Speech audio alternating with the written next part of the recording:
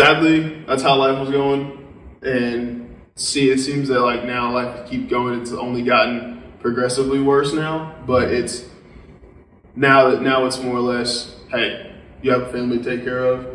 Do what you got to do to take care of your family.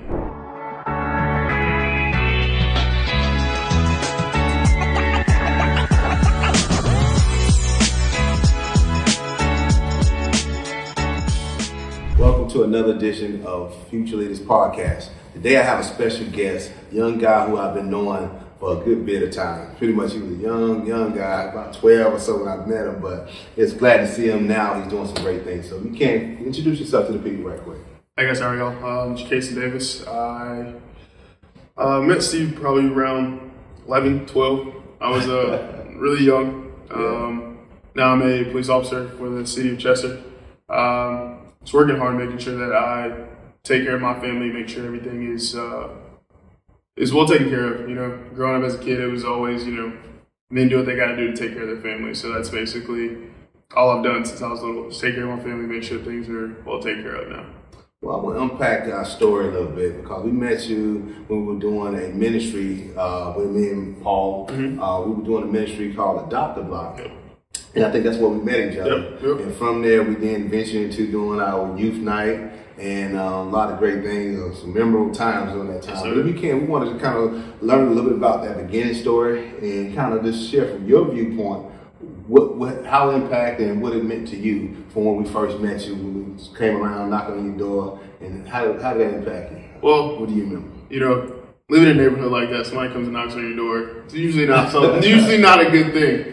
And, so being able to open up the door and see smiling faces and see people who are wanting to give to you, not necessarily take from you, and being in that kind of environment, it's a blessing. It's something that a lot of people don't really get out of people nowadays. It's always everybody's trying to take from you. They want something from you. They want money from you. But with doing Adopt a Block and through the Dream Center organization, it was not people coming to take from you. It's people to give you things that you needed. Give you guys food. They made other things happen to where with the clothing closets and things like that. You guys gave people a sense of help. People to where a lot of people, they don't know how to ask for things. They don't know how to be like, I need help with this, I need help with that. And you guys gave me and my family a sense of, hey, maybe we have another family outside of our own. We're not just, this is my family, this is who we associate with, this is who we help. You guys gave us a sense of hope of, hey, maybe there's outside help that can come and actually be there for us. Awesome. Well, I also want to unpack and kind of explain to everyone a little bit about the community we were serving. During that time, I believe Spruce Street and surrounding streets was pretty much Arch, Walnut, Chestnut. It was pretty high in crime. Actually, in our area, which is not a big city here, we were one top in crime during that time. And so the Dream Center ministry started a piece called Adopt a Block, where they would go around knocking on doors every first Saturday and getting to love and meet their neighbors. And so we had a chance to meet Jay-Z, if you don't want me calling him. No, that's fine. All right. We know him as Jay-Z, but your real name is JAKASON, right? Got a chance to meet him and his family during that time. And if you can, just kind of unravel what was life like during that time for you. During that time, it was more or less the, wake up, go to school, get off the bus, come straight home. It was, no lingering, no playing around with friends. If you wanted your friends to come over, had to be during the day, after school, but had to be home before the street lights came on, because usually when the lights went off in that part of town, things did not usually go the way they should have went. So life for me as a kid living on that side of town, it was more or less the aspect of protect yourself and protect the ones that are around you. And sadly, that's how life was going.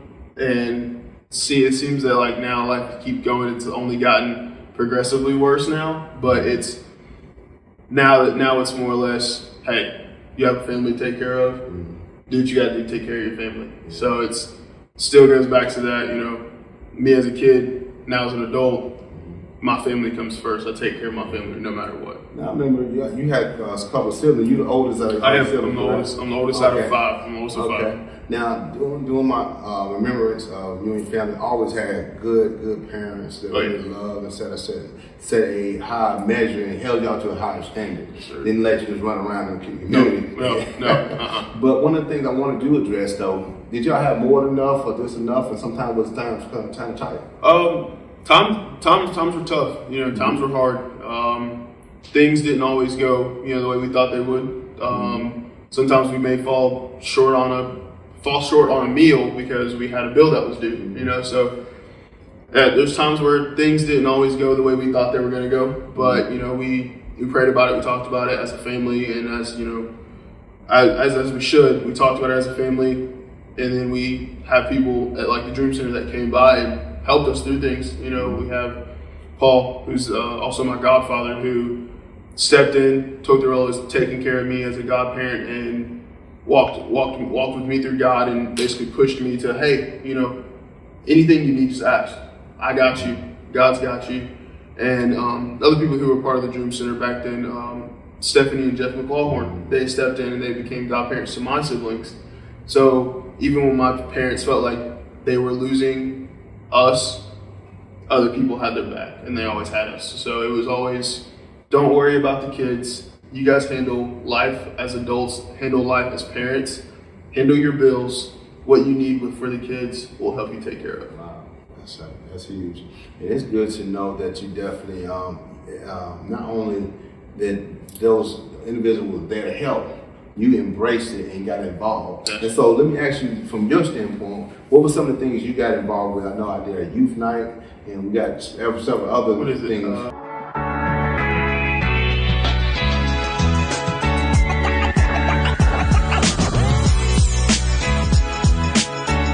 Night, there was all of our back to school batches we had. What else was there? I can't think, man. There's tons of stuff. We had other summers where the BCM of Winthrop came through. Yeah. We did those. Dealing with, you know, getting involved even with that put me to going to North Rock Hill at one point, getting involved with them. Being able to go to Summer Salt, which is a summer camp for young developing Christians. Then after that, time went past, you know, kept up with the same stuff, block parties and all that good stuff. And then moved to, Paul became a ordained pastor, to where he started his own ministry, started his own church. Went there, became his worship leader, sang there, started in his house, and then went from his house to now where we are now, in this building, and basically staying here for years on end. Was here every Sunday, every time we had an event, every Christmas. You know, being able to be a part of his journey, growing as a pastor, helping me grow as a worship leader and a musical person. It really empowered me to now do what I do, and I'm actually helping other churches and other ministries, you know, develop their music portion, develop their music ministry. So now it makes me feel good to know that it started somewhere, and what started that now has grown me into being a bigger person, and now this ministry is a lot bigger than it was. Wow. And he's speaking like you got some age in your hand. How old are you now, man? 22. And 22. Definitely doing some great things, man. I want to kind of shift gears because I've known that where you come from, when you speak of your career, it's not something that people boast about, right? And so you can kind of give me, what did you do now, and what led you to think, even go on that path? So, you know, me being a police officer, you know, on that side of town, me growing up and saying, I want to be a police officer. You know, it's more or less one of those situations where you ain't growing up. You're not going to go to somebody on that side of town and say, I want to be a police officer. It doesn't work like that. And so now, being a patrolman for the city of Chester, it's more or less like I go to work and I build connections with people. I don't go to work to arrest people. I don't go to work to, you know, tackle people, pull a gun on them, tase them. I don't go to work to do that. I go to work to make connections with people, try to keep people out of jail, because living on the side of town that I grew up on, that's all you see was police officers coming, arresting people, breaking down doors, and that's what I wanted to get out of. Because if you see and you watch the news now, it's more or less of I don't like this cop because they're racist. I don't like this cop because they treated my family wrong. I want to kill police officers because they pulled a gun on me. That's not the police officer I want to be. I want to be the police officer that makes a change in the world and shows people that maybe my color changes the way you see me. Because a lot of people are like, oh, well, you're a black police officer. You're following the white guys. No, it's not how it works. I follow the rules and regulations set in front of me.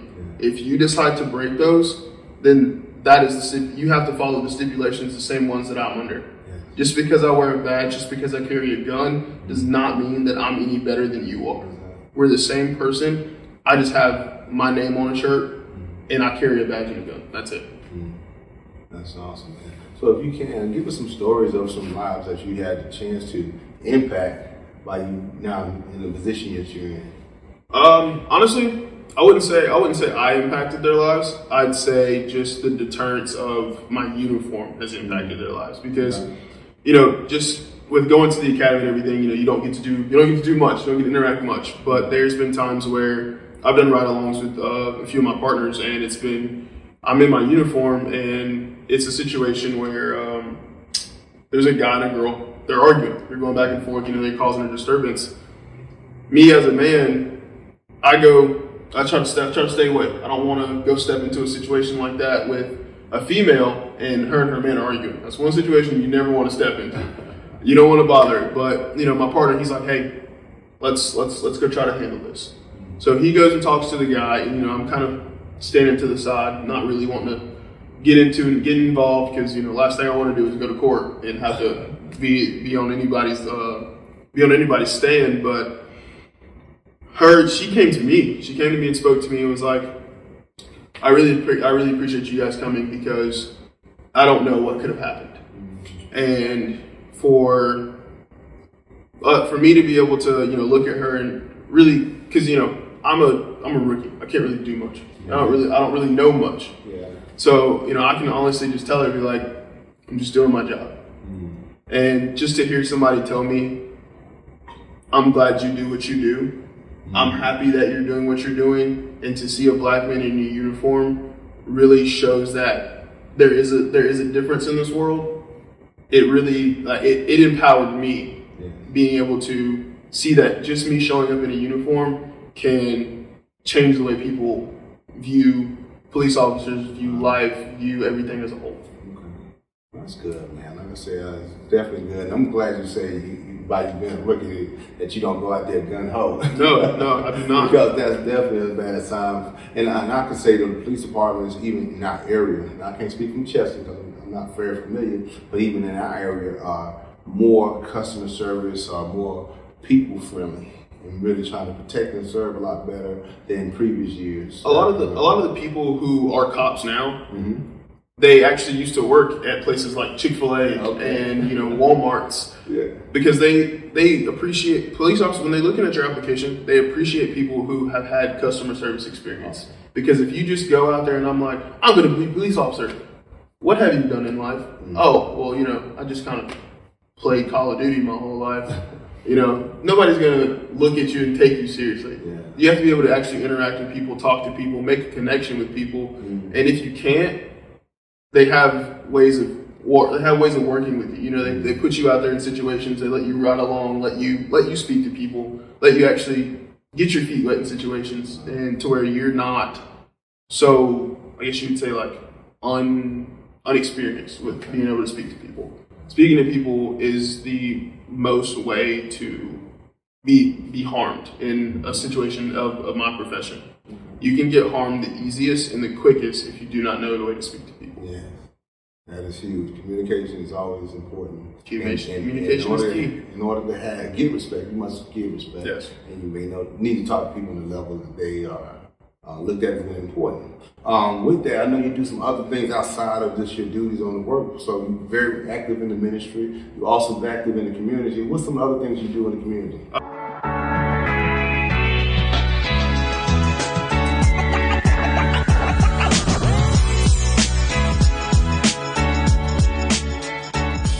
I'm a football coach for a travel football team. They're the South Carolina Spartans. They're like homeschool travel But during I went back to them because during my time as a high schooler, my parents split, so I had to transfer schools, and sadly, my junior year they made that rule of if you transfer schools during the time of a sport, you cannot play for 365 days, and I was like, dang, so I can't play football now. But football's been something I've always wanted to do, so I got reached out to by that team. They were for the Carolina Crusaders. Got reached out by them, played for them for a few years. I actually graduated with playing for that team. Went back, played an extra year, and took some time off. And then I seen that they were changed their name, changed their uniform. I was like, I can get behind this. Yeah. Went and spoke with the head coach, talked to them, and now organization's bigger than ever. We're working hard. We're trying to.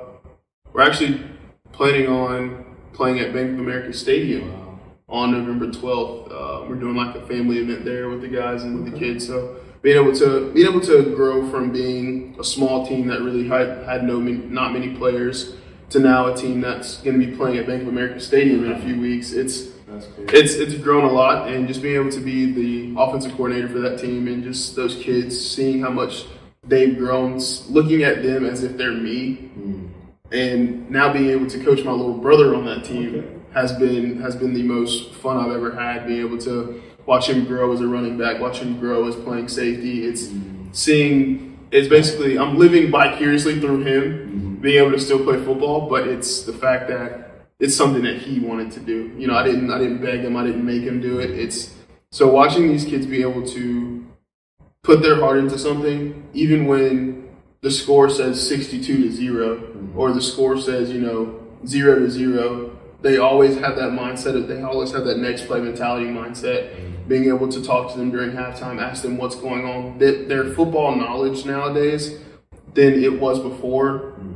It's so much. It's evolved a lot. Trust me, Madden helps. I'm telling you that right now. It helps. Yeah. But being able to just watch them tell me, hey, coach, I got a safety blitz on the weak side and a linebacker coming in from the right, it tells me, all right, cool. Maybe I need to fix some things going on my offensive line and run the ball. It helps me. And the kids nowadays, I say nowadays like I'm not still a kid, but, it's able to push me to be able to be better and, learn more things, fix my football IQ, because sometimes I'm a little shaky, but, just being able to serve in the community like that with kids that are from all over. They're from Chester, Lancaster, York, Charlotte. They come from everywhere just to be able to play for organizations like this, and being able to go back and give to an organization like that, it's amazing. Man, that's great. That's great. Well, that's good to have, that you're very much involved in something that you had a passion for.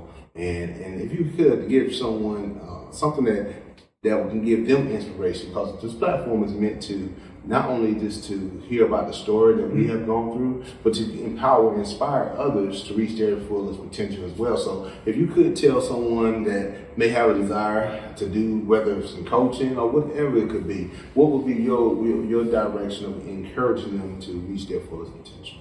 My direction, it's going to be to never give up. No matter how hard things get, always look ahead and rise above every situation, because no matter how hard things get, no matter how many doors close in your face, God's always going to open another one for you. No matter the difficulties of life, no matter if you're struggling with money, no matter if you feel like you don't have enough, you always have enough, because no matter what, God's always going to be there. So through everything that you go through, God's always got your back. So it's the fact of anytime things get rough, just take a knee, man. Like, it doesn't. You don't even have to take 2 knees. You don't have to necessarily get on your knees and pray to God, but just take a knee and just take a breath and relax. Because sometimes your mind's moving too fast. You're moving too fast. You're like, I have a bill due. I have this due. I have so much I have to worry about. But sometimes it just takes a moment to take a breath and just blow it all out and let your body relax, so that you can understand that no matter what you go through, God's always got your back. Yeah.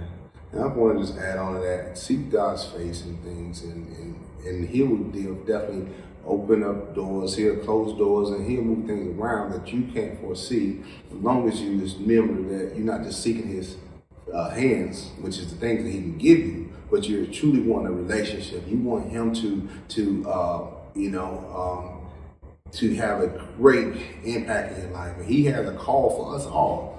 We may not understand it all together, but as long as we are seeking his face, he'll give us nuggets here and there, put us around good people, and put places where it's going to fulfill that what he's called us to. So continuously stay encouraged, but continuously seeking God's face. And so definitely, I agree with you 100%. And I'm so proud to see the young man you have become. And not only this your story, some other young men and young ladies from the same neighborhood who had some tough upcoming. You know, we think about some of the other young men and young ladies who were part of the Dream Center and I mean, we've seen Denzel, we've seen Lamont, we've seen Jay Styles and several others. Jay Styles is getting married now. Oh yeah, so yeah, and we know some of the upcomings when they was had their own struggles, but to see them now and see you now is such a pleasure, and just know that what we did even during those times, now to see you young men come to fruition, man, it's amazing. So if you can, you want to leave the individual with something just to empower and encourage them as well, what would that be?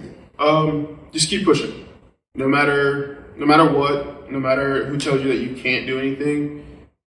You're your biggest critic. No matter what anybody tells you, no matter how hard things are going to get, no matter who gets in your way, just knock them down, knock the walls down, and keep pushing. No doubt. And if someone wanted to connect with you, whether through social media, even find out more about your football team, how could they reach out to you?